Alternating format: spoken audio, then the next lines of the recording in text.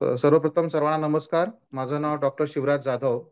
मी एक orthopaedic surgeon आहे आणि ऐरोली सेक्टर 4 येथे आमचं स्वतःचं हॉस्पिटल आहे, डॉक्टर जाधव हॉस्पिटल. आणि आज आपण एक खूप महत्त्वाच्या मुद्द्यावरती बोलणार आहोत.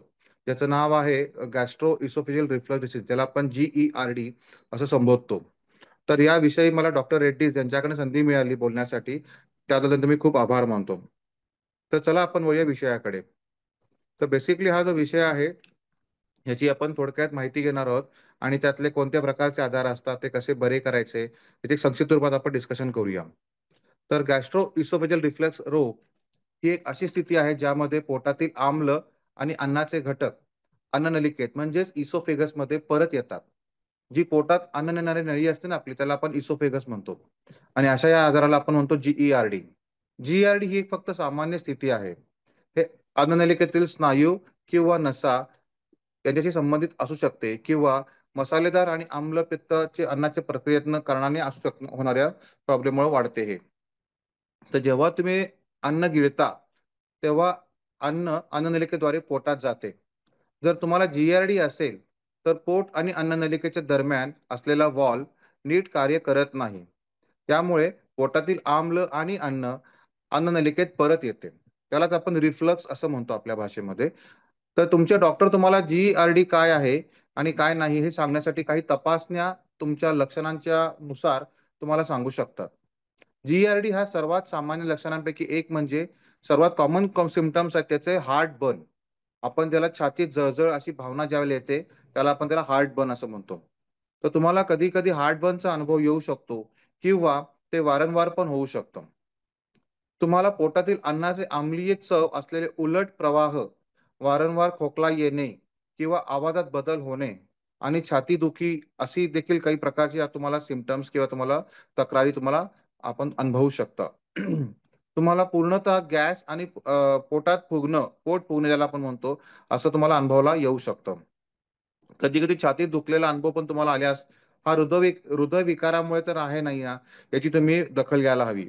त्यामुळे प्रत्येक हृदयविकार किंवा प्रत्येक ॲसिडिटी छातीत दुखल्यामुळे असं असं नसतं.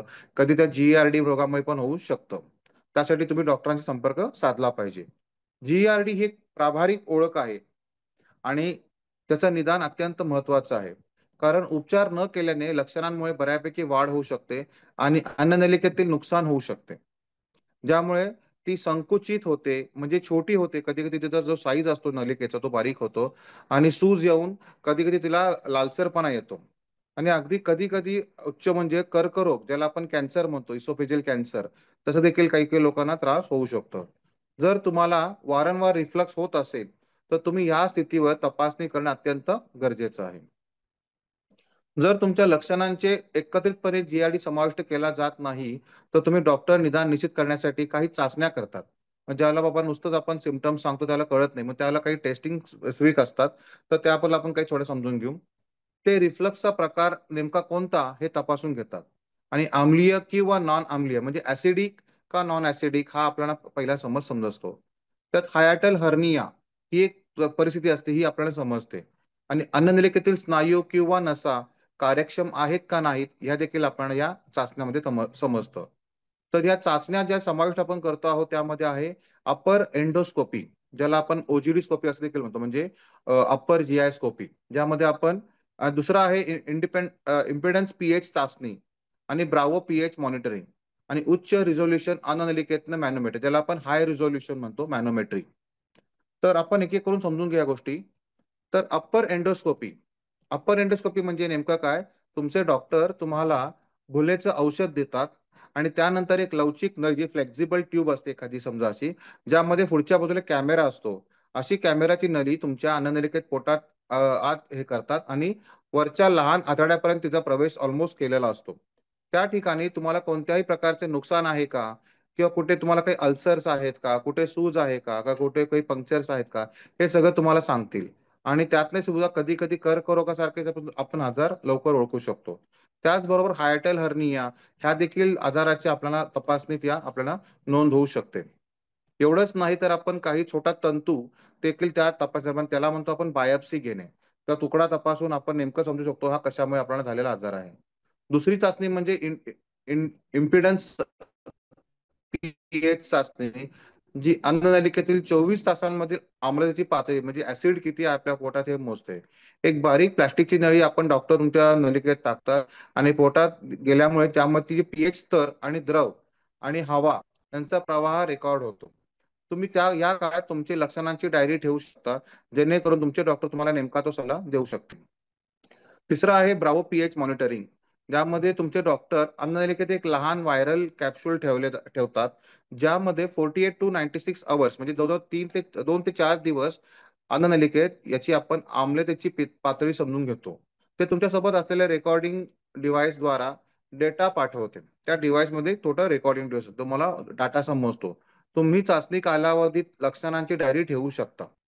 नंतर कॅप्सूल अन्ननलिकेतून काढली जाते आणि पचन मार्फत नैसर्गिकरित्या ती बाहेर पडते.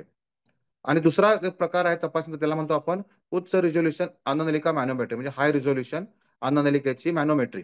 त्यामध्ये अन्ननलिकेत दबाव आणि गती ही तपासली जाते. ही चाचणी दर्शवते की अन्न आणि द्रव मुखातून पोटात कसे जाते. तुमच्या डॉक्टरांनी नाकाद्वारे एक संवेदक युक्त कॅथेटर ठेवलेला असतो आणि 10 ते 15 मिनिटांच्या या प्रक्रियेदरम्यान माहिती रेकॉर्ड केली जाते. ही चाचणी GERD साठी आणि शास्त्रीय पर्यायांवर मार्गदर्शन करणारी खूप महत्वाची चाचणी अशी ही ठरते.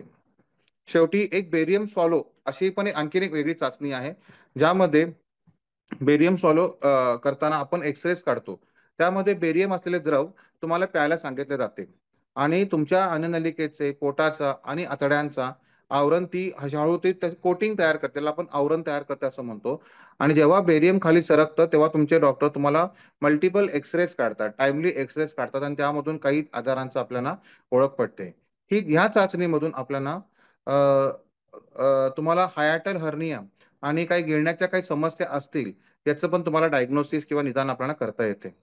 हे निदान चाचण्या अत्यंत महत्त्वाच्या आहेत, कारण जर का तुमच्या डॉक्टरांनी यांचा परिणाम काही होणार याचं खूप लवकर त्याची माहिती असते आणि त्या आधारे आपण रिफ्लक्स कमी करण्यासाठी प्रभावी उपचार देऊ शकतो. जेणेकरून आपल्याला ह्या पूर्ण आजारातून आराम मिळू शकतो आणि बरेच कर्करोगांसारखे मोठे आजार आपण काळजी घेऊ शकतो. जसे की अन्ननलिकेची सूज पण एक खूप मोठा प्रॉब्लेम असतो किंवा बॅरेट इसोफेगस असतो.